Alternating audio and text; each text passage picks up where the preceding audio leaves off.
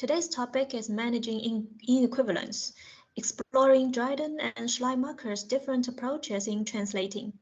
In this debate, I'm going to be Schleiermacher. And I'm going to be Dryden. Okay, first of all, before we go straight into our main topic, I would like to limit the range of our discussion. There are two separate areas in translation. One is interpretation, refers to oral translation, and the other one is translation, refers to written translation. As I said in my essay on the different method of translating, the interpreter plies his trade in the area of business, while the translator proper works above all in the areas of science and art. Since interpretation is a mechanic process, often deal with phrases well defined in advance in both languages, I think our topic should mainly focus on written translation, which involves the different level of science and arts into languages. Sure. I think, as you say, for the written translations, I can draw out three aspects. The first one is the meta phrase, which translates word by word.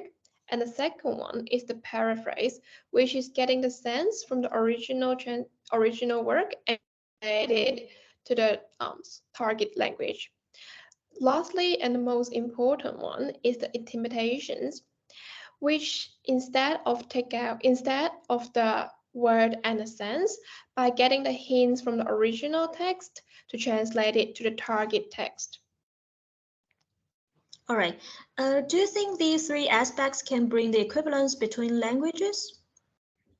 No, I think there is no perfect equivalence between language. As I said, no author without apparent injuries to his sense can translate literally. He must sometimes be obliged to omit a beauty that would cause him to dare to express, or to be obscure. During the cultural difference, we say things differently in a different language. Even living in a different environment, we have a different habit of speaking and writing. Therefore, when we do the translations, we will need to delete or compensate some words or sentence to express the original text more clearly. Even for the meta phrase, just word by word translate, still will be difficult to achieve the perfect word in the target text. Like I said, words, when well chosen, have so great a force in them that a descriptions often give us more lively ideas than the sign of things themselves. Therefore, choosing the right word in the target text is important because it would directly affect the reader's understanding and the feeling of the work. At this point, do you hold a similar viewpoint with me on this idea? Yeah, I agree with you about the non-equivalence concept. First, I think it arises from the linguistic differences of two languages.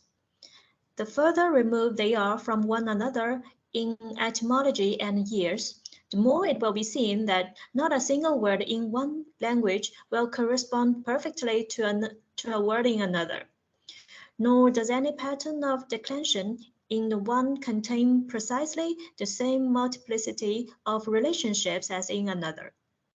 Secondly, I think it rises from the twofold relationship between language and thought. Every human being is, on the one hand, in the power of the language he speaks. He cannot think with complete certainty anything that lies outside his boundaries. On the other hand, every free-thinking, intellectually independent individual shapes the language in his turn. Therefore, it is common for us to cope with the difficulty in finding a perfect equivalence for an expression. That's great. So we both agree there is no equivalencies in the translations. But I'm curious about your ideas on adapting the source text to the target text.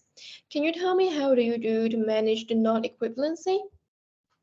Sure, in my opinion, there are two ways. Either the translator leave the writer in peace as much as possible and move the reader toward him, or he leaves the reader in peace as much as possible and moves the writer toward him. I think the primary focus of translation should be on the author and the work itself. The translator must take it as his goal to furnish his reader with just such an image and just such enjoyment as reading the work in the original language would have. The translator's role is to faithfully convey the author's intended meaning. And I also think the reader should have access to the author's original thoughts and expressions. Even sometimes it means sacrificing some fluency or readability. Okay, at this point, I hold a different point of view from you. I think as a translator, we should prioritize the needs and the preference of the readers, not just focus on the author and the work itself. As I said, I have endeavored to make Virgo speak such English as he would himself have spoken if he had been born in England and in this present age. So I will more focus on the neutralizing the source text, aiming to better match the target language and the target culture to move the source text towards to the reader. That's why I think intimation is vital, as it's not just focused on the word or the sense, but can make the target text better suit to the target language and the culture, so that the translation words can be more readable and reliable for the reader. But still, it is really interesting to get to know your ideas. Is more focusing on the order and the work itself. Is moving the work, is moving the readers towards to the work. Right. I would like to call your approach as naturalizing and mine as foreignizing. Just let us leave it to the readers as which one they prefer better. Sure.